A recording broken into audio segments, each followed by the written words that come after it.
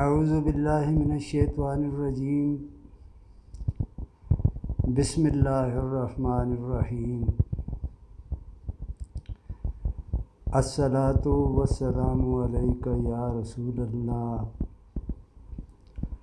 وعلی آلک واصحابک یا حبیب اللہ۔ میں اپنے نبی کریم رؤوف الرحیم صلی اللہ علیہ وآلہ وسلم کی امت کے علماء سے کچھ بات کرنا چاہتا ہوں، اور میں آپ کو یہ بتانا چاہتا ہوں کہ میں کون ہوں، اور جو شخص میری یہ ویڈیو سنے، اس کے کان میں میری آواز پہنچے تو اس پر یہ واجب ہو جائے گا کہ یہ میری آواز زمانے تک پہنچا دے اگر مجھے سچا جانتا ہے تو۔ اگر تم مجھے سن کر یہ جانو کہ میں جھوٹا شخص ہوں تو پھر تمہیں کوئی حق نہیں پہنچتا، مجھے کوئی حق نہیں پہنچتا کہ میں تم پہ جبر کروں، کیونکہ میں رب کی کتاب لا ریب کتاب، قرآن مجید، فرقان حمید اس طرح پڑھا ہوں کہ جس طرح کوئی بہت بڑے پروفیسر نے پڑھا ہوگا۔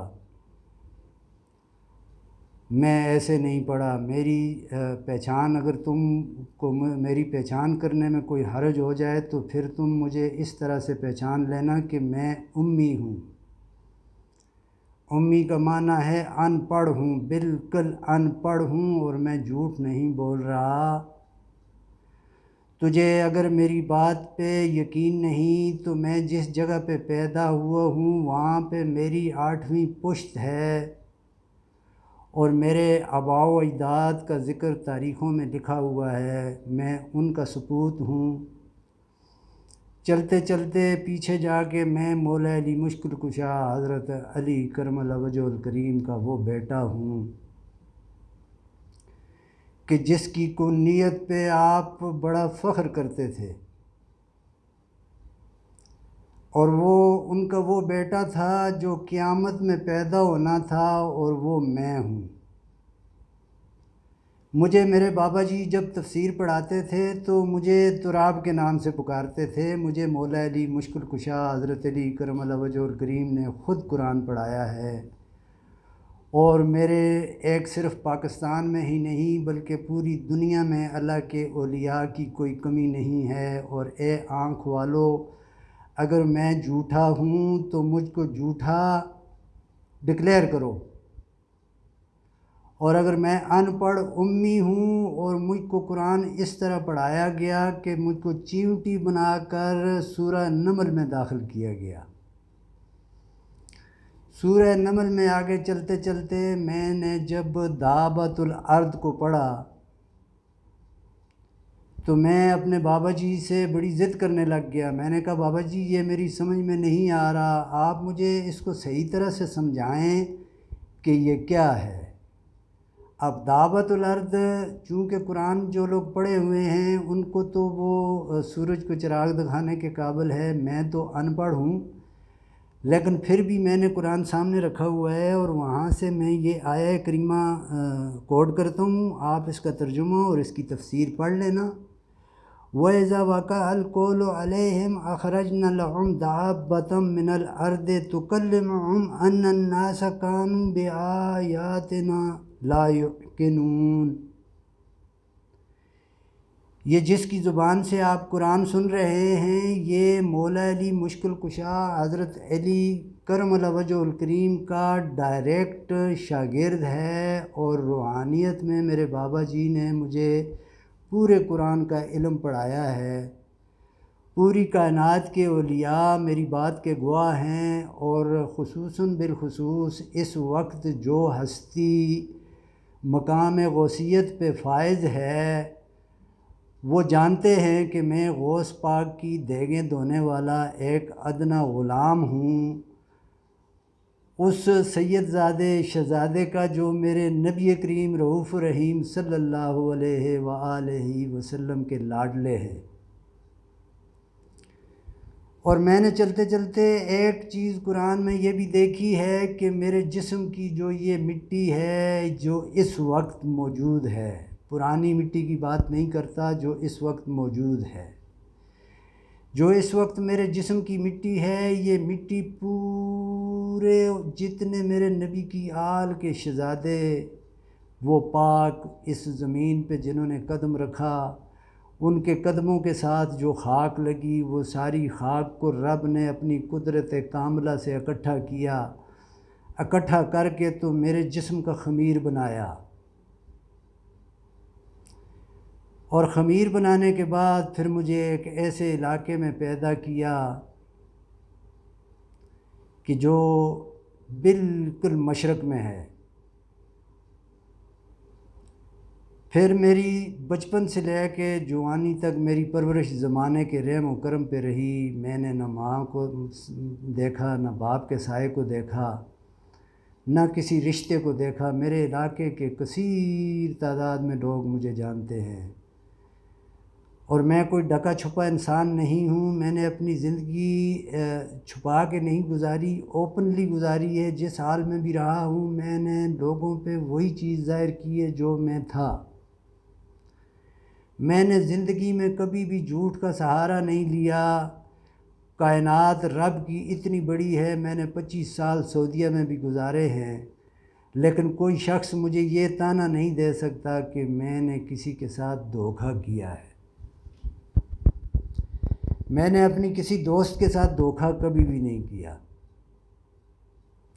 ویسے تو دنیا ہے جو میری پرورش جس زمانے میں ہوئی ہے، یہ تو ہے ہی دھوکے کی دنیا، اور میں بھی دھوکے کی دنیا میں اتنی اوپر چلا گیا تھا کہ ایک مقام پر پہنچا تو میرے سامنے 2 دسترخوان رکھے گئے، ایک کے اوپر جو ہے ہیرے جواہرات ہیں اور سونا چاندی ہے، ڈھیر لگے ہوئے ہیں، اور ایک سائیڈ پہ سوکھی ہوئی روٹی ہے اور ساتھ میں پانی ہے۔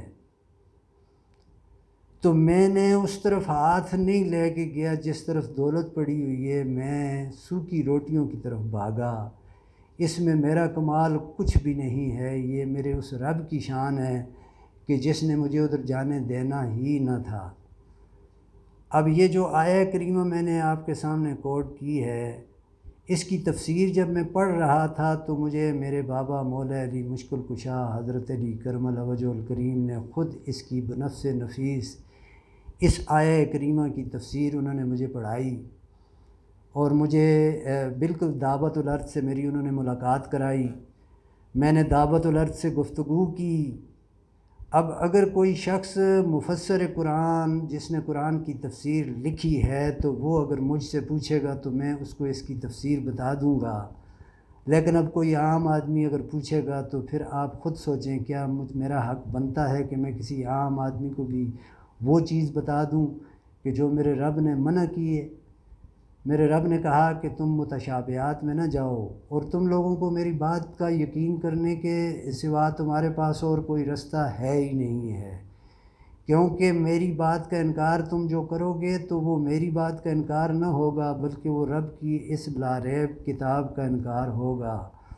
جو دین اسلام پہ ہیں، جنہوں نے میرے نبی کا کلمہ پڑھا ہے، میں ان سے مخاطب ہوں۔ جو کفر ہے، جو اہل کتاب ہیں وہ کافر ہیں، ان کے لیے تو ہے ہی جہنم، اور جو یاجوج و ماجوج ہیں جن کی کوئی کتاب نہیں ہے وہ یاجوج و ماجوج ہیں، اور ان کے لیے تو کیا مقام بتاؤں آپ کو، ان کا خاتمہ کیسے ہوگا؟ جس طرح تم مچھروں کا خاتمہ کرتے ہو، یاجوج و ماجوج کا خاتمہ اب میں کتاب رب کی اس لاریب کتاب میں پڑھ رہا ہوں کہ ان کا خاتمہ اس طرح ہونے والا ہے، کیونکہ پوری کائنات میرے رب کی گرفت میں ہے۔